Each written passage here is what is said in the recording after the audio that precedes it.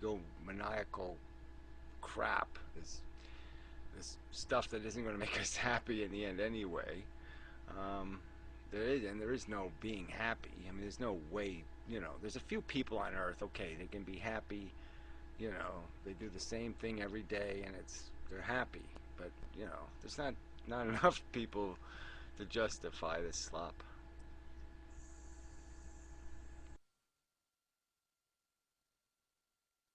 Of God Delusion. Did you read the God Delusion? Maybe that's a subject we can talk about. Well, I got it on a shelf here. Somebody sent me a copy, so I think I read 3 pages. Yeah, well, I know what's in it. I know the meme stuff, and I know. Oh, that's the selfish gene.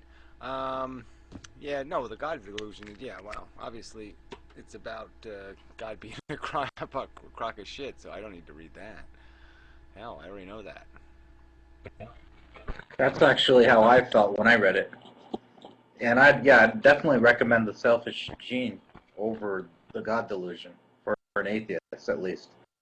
Yeah, I mean, the selfish gene to me has got a lot of. It's got two very interesting concepts. I mean, first that the genes, it's not even just DNA molecule; it's actual, pieces of the chromosome that are competing with each other. That what really our makeup is these little components, these little pieces of genetic material. And then that whole meme thing of how, now there's this new evolution where ideas are evolving, and they're evolving by a whole different, it's not natural selection, it's logic selection over time. It's different. There's a whole different kind of force that's, evolving um, human consciousness. And,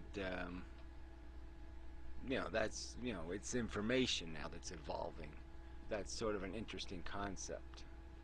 Really, I mean, that's the whole game, really, for all of us, is anybody who's talking about what the truth is that's the game, is this idea that, yeah, it's just some ideas in a head. I mean, you should be able to, you know, I mean, we can't transform each other genetically, but we can transform each other psychologically and intellectually. We can just throw a phrase at somebody and bingo, they get it, or they, you know what I'm saying? I mean, I'll keep using the Martin Luther King thing, but that just those little perfect words, judge a man based on the content of his character, not the color of his skin.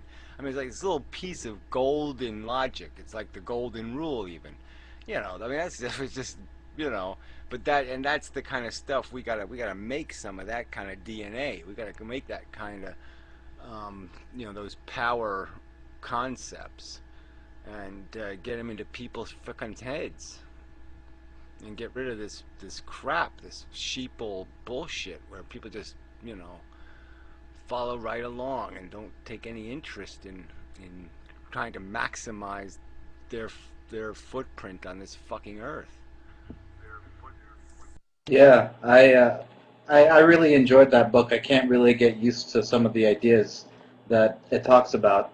If you want to talk about memes, um, yeah, I mean, a successful meme, like a religious meme, for example, will say, force everybody else to believe what the belief is, or kill them, and that's historically how a religious belief has been propagated. Today, it's, at least in Christianity, it's been mostly about just wishful thinking. I believe X is true because I like X. I like X to be true, so it's true for me.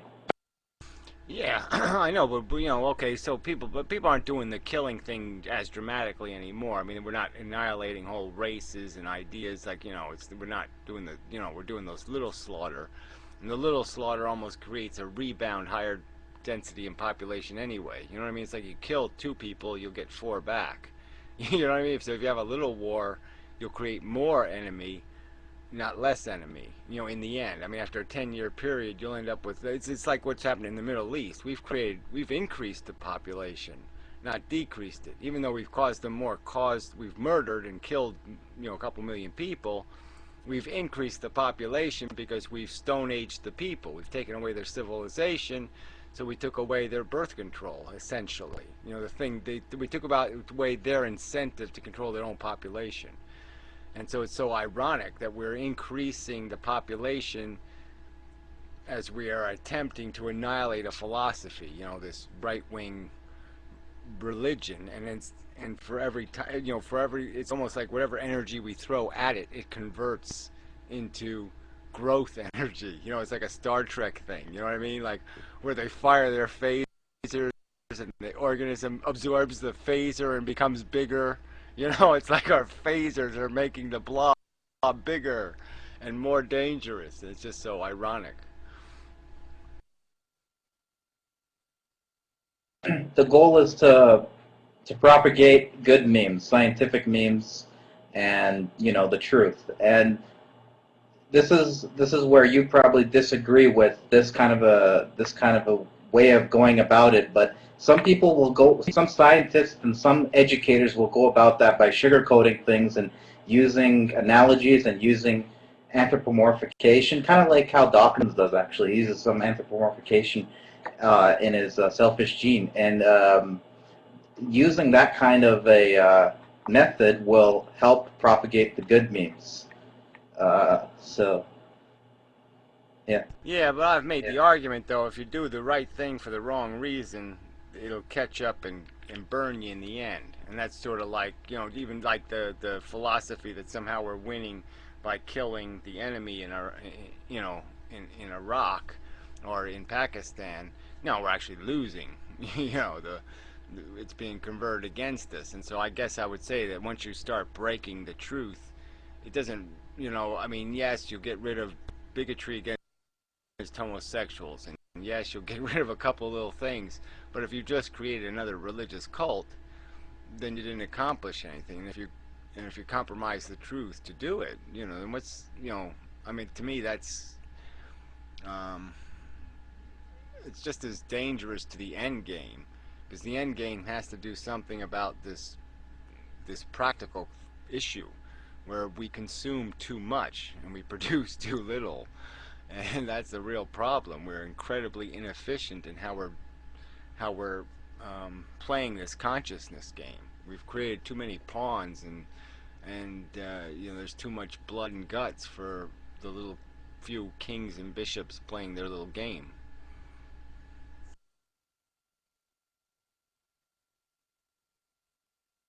Yeah, I agree. We're eating too much and not creating enough stuff, or not producing enough.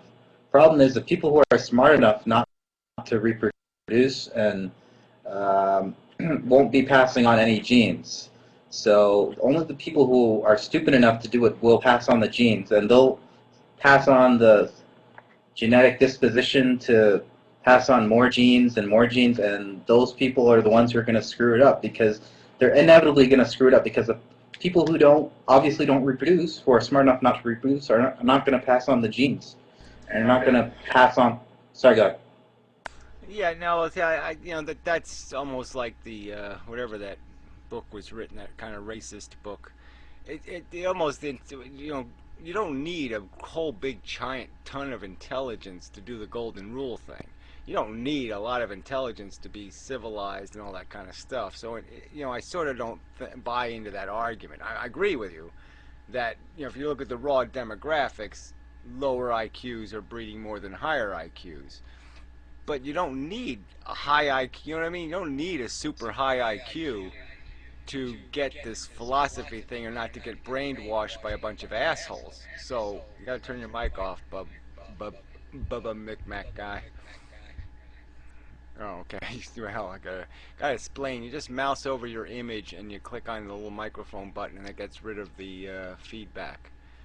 So it's not a problem. You just gotta do it right. Anyway, where was I?